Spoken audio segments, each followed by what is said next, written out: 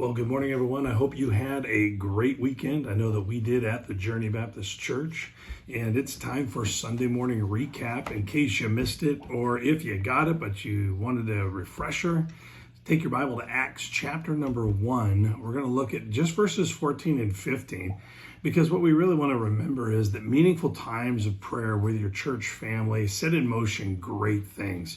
For the early church, it set in motion a leader taking its place and taking his place. And really the times of prayer they were experiencing were filled with worship of God and requesting his guidance in the days ahead. I mean, they were really looking into a future that was not well known. And so this was a big deal.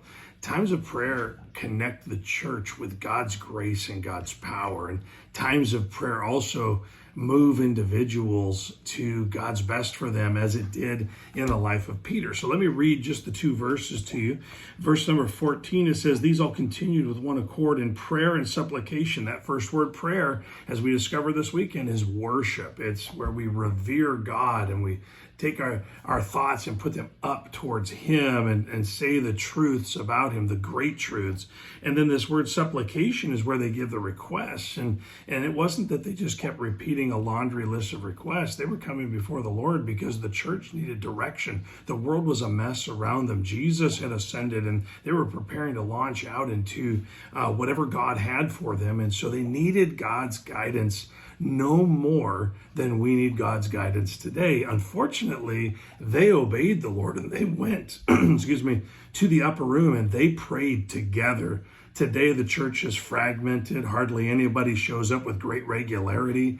And so the church is weak and struggling. Well, what I think it needs is for people to come back to the house and begin to pray and ask the Lord for direction, not alone, not just for their individual direction, but for the direction of the church and how they are to participate in it. Let me continue reading. He says this, and these all continued with one accord in prayer and supplication with the women and Mary, the mother of Jesus, and with his brethren. Look at this first part of verse number 15. It's really the key.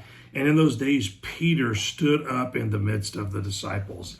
This is where Peter steps up and says, "Okay, God, I surrender. I'm going to become the leader that you have asked men to be, that you have asked me personally to be." And he took his place of leadership in the church, and the church was ready for the day of Pentecost. See, I don't know what God's trying to make you ready for, what he's trying to make our church ready for, but it's going to come when we spend times of prayerful worship and prayerful requesting and coming before God with our needs. Until that time, we're only going to see very limited amount of God's power. So let this be the season and the time where you fully surrender to the Lord and see what only he can do. Have a wonderful start to your week.